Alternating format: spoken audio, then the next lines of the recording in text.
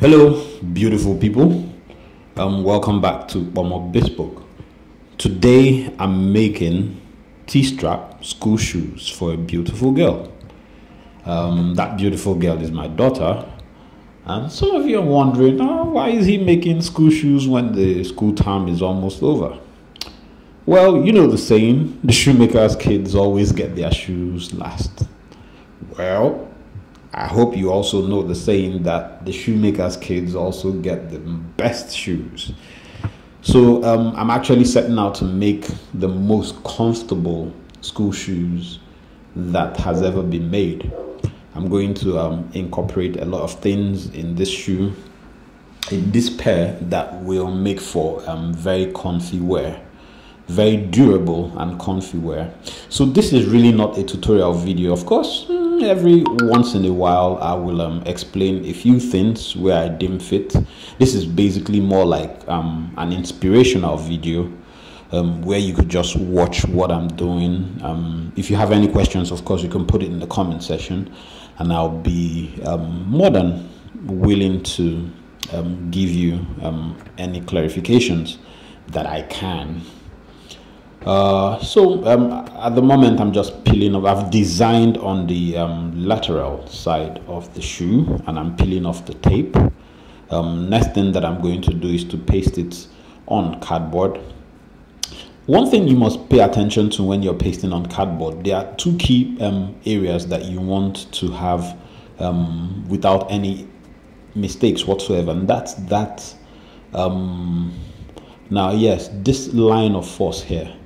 So you want to maintain that same standard last length, and then that instep height over there. Every other thing you just cut out of the cardboard. You have your lateral side and your medial side with all of your cardinal points marked in. I've demonstrated this quite copiously in several videos. Do well to look at those videos. So flip over the medial side and trace out the outline of that medial side, marking out again the cardinal points, the van point, the instep. So you join counterpoint to counterpoint, van point to van point, and then trace out the lateral side as well. If this is a little bit too fast for you, too fast paced for you, do check out pattern making 101 video. I explained everything in details. Right now I just want to breeze through the pattern making process of this video so that I can demonstrate to you a few things that I'll be doing to this pair to make it the most comfy pair of school shoes that a little girl ever wore. So that's my main form. I just go ahead and trace out the design. It's a very simple design, just a two-piece T-strap. It could have been three-piece in the sense that I into two, but I maintained them in two-piece. So I didn't have a stitch in the back. You see that as I progress along. So let's cut out the tracing channels on the main form.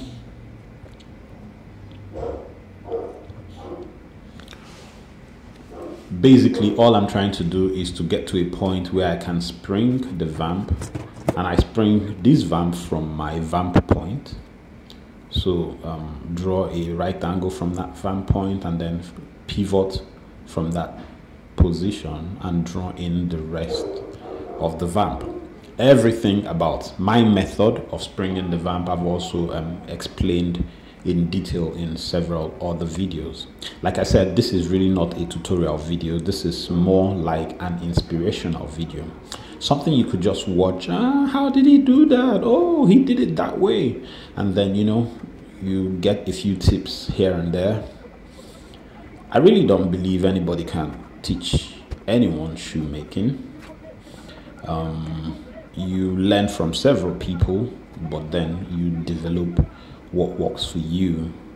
Ultimately, certainly there are standards that you must learn and imbibe, otherwise your own. But beyond that, just getting in and doing what you've seen the masters do. So right now I'm just cutting out one side of the quarter I'm going to duplicate this quarter, and rather than have 3 pieces, I'll just use masking tape to join the 2 quarters together, so that I'll just have 1 piece and keep it simple and straightforward. Let's add that strap area. Of course, I'm going to join that to the medial side, the lateral side of the strap with masking tape. And that's exactly what I'm doing right now.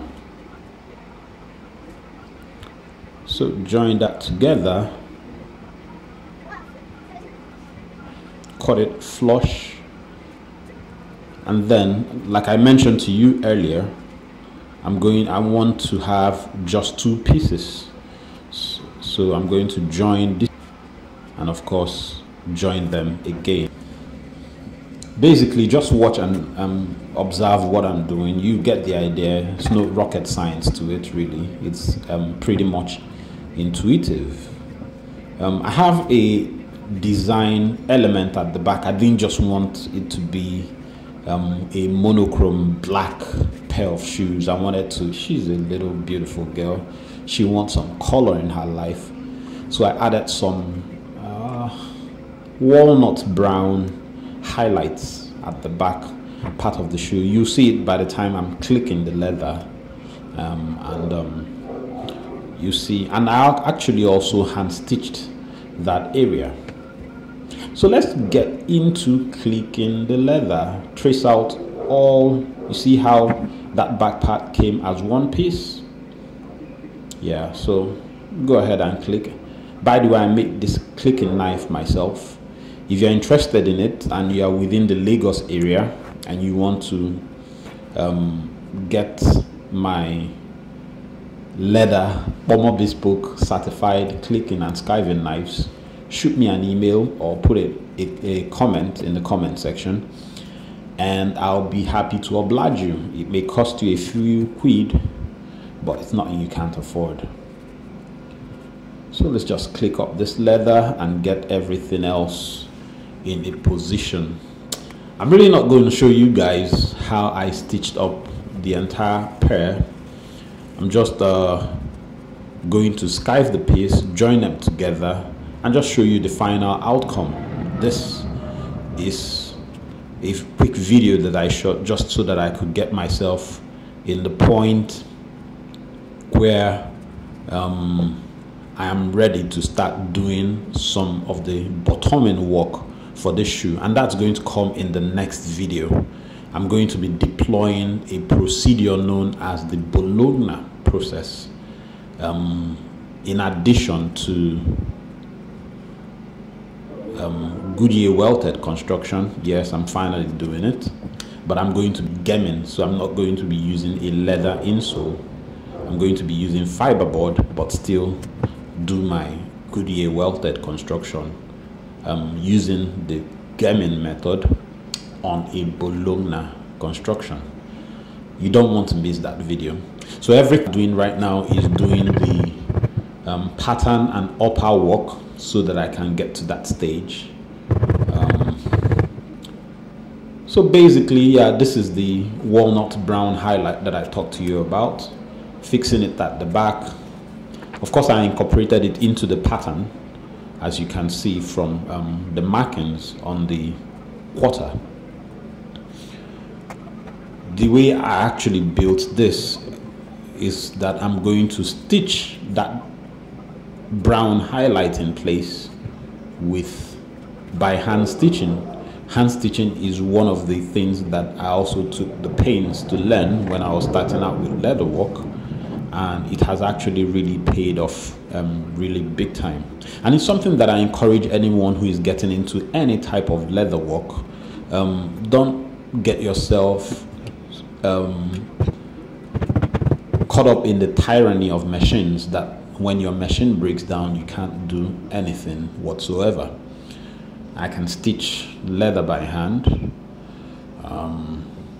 So mark out my stitching lines as you would always have to do, punch in my stitching holes, anytime you're going to stitch by hand, you're going to have to do all of this process. And then I go ahead and saddle stitch that flap in place. Sorry for the odd camera angle that we have here, but basically you get the idea. Stitch it all by hand, and ladies and gentlemen, this is what we came up to.